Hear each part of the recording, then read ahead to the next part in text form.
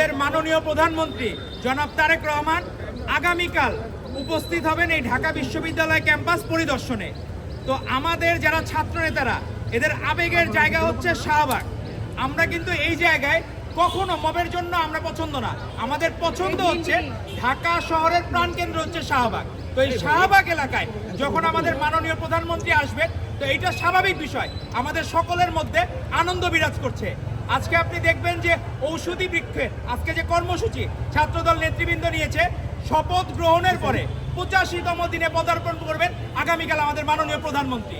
সেজন্য তারা 85টি ঔষধি বৃক্ষ রোপণের সিদ্ধান্ত নিয়েছেন। আমাদের মাননীয় প্রধানমন্ত্রী যে রাস্তা দিয়ে আসবেন, বাংলা মোটর মোড় থেকে শাহবাগ মোড় পর্যন্ত, আমাদের এই টোটাল আমরা 85টি ঔষধি বৃক্ষ রোপণ করব। আর এই ঔষধি বৃক্ষের চর্চা প্রথম শুরু করেছিলেন আমাদের শহীদ রাষ্ট্রপতি জিয়াউর রহমান বীরুত্তম। এখনো সৌদি আরবে কেউ গেলে সেটা জিয়া সাজারা নামে পরিচিত হয়। সেই গাছটা, নিম গাছের নাম হয়ে গেছে জিয়া সাজারা। নিম গাছের গুণ হচ্ছে প্রচুর পানি ধরে রাখতে পারে এবং প্রচুর বৃষ্টিপাতে সহযোগিতা করে। তো আজকে বাংলাদেশের যখন গণতন্ত্রের দুরবস্থা ছিল, তখন বাংলাদেশকে হৃদয়ে ধারণ করেছিলেন আপসহীন দেশনেত্রী বেগম খালেদা জিয়া। তিনি ছিলেন জাতীয় ঐক্যের প্রতীক। তার পরবর্তীতে প্রধানমন্ত্রী হওয়ার পরে প্রথমে যেদিন প্রধানমন্ত্রীর কার্যালয়ে অফিস করেছেন মাননীয় প্রধানমন্ত্রী, তিনি সেদিন স্বর্ণচাপা গাছ লাগিয়েছেন।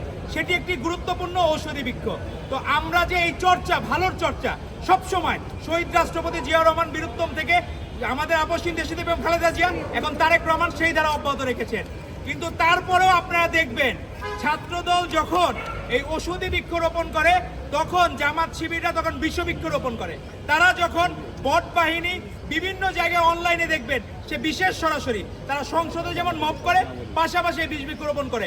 অবশ্য তাদের মন খারাপের কারণও আছে, তারা হচ্ছে রাতে বেলা ঘুম হয় না। এখন আপনি দেখবেন 12ই ফেব্রুয়ারি নির্বাচনের পরে তারা নির্ঘুম রাত কাটায়। আর নির্ঘুম রাত যে কাটায় তাদের জন্য ওষুধ আছে, এখানে ঔষধি বৃক্ষ আছে, এখানে ক্যামোমিল আছে, ল্যাভেন্ডার আছে, অশ্বগন্ধা আছে। এগুলো হলো ঘুমের জন্য কাজে লাগে। তো আমরা জামাত শিবিরের ভাইদেরকে অনুরোধ করব, আপনারা এখানে ঔষধি গাছগুলো যে আমরা লাগাবো, আপনারা যেহেতু গুপ্তভাবেই কাজবাজ করেন, আপনারা গুপ্তভাবে গাছের পাতা, বাকল এগুলো ছিঁড়ে নিয়ে যান, আবার ক্ষতি করেন না, গাছটা একবার উপড়ে ফেলেন না। আপনাদের গুপ্ত রাজনীতি করার তো অভ্যাস আছে। তো গুপ্তভাবে আপনারা এখান থেকে এই অশ্বগন্ধা, ক্যামোমিল আর হচ্ছে আপনার হলো এই ল্যাভেন্ডার, এগুলা থেকে আপনার পাতা নিয়ে যান, কোনো সমস্যা নাই। আমরা কিছু মনে করবো না। আপনাদের ঘুম ভালো হইলে তাইলে আর মব করতে ইচ্ছা করবে না। আপনারা যে মাঝে মাঝে মব করতে যান, আমরা দেখলাম বাংলাদেশ কখনোই, বাংলাদেশে জন্ম হয়েছে অবশ্যই রাজনীতি যুক্ত পরিবেশে বাংলাদেশের জন্ম হয়েছে, না হলে কোনোদিন এই স্বাধীন বাংলাদেশের জন্ম হইতো না।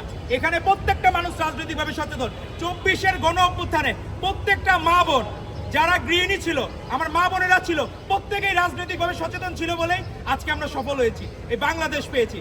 যারা রাজনীতি মুক্ত ক্যাম্পাস চায় তাদের অবশ্যই অসৎ উদ্দেশ্য আছে, তাদের ট্রান্সফরমেশনে কোনো গন্ডগোল হচ্ছে।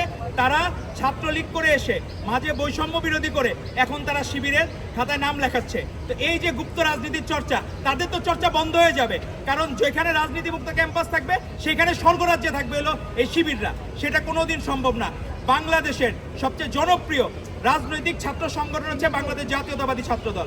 আপনারা যতই চেষ্টা করেন বাংলাদেশের সাধারণ শিক্ষার্থীদের মন থেকে ছাত্রদলের নাম তো কোনোদিন মুছে ফেলতে পারবেন না, বরঞ্চ প্রতিটি শিক্ষার্থীর মন জয় করে আগামীতে ছাত্র সংসদে ভূমিধ্বস বিজয় নিয়ে আমরা প্রত্যেকটা ক্যাম্পাসে বিচরণ করবো ইনশাল্লাহ।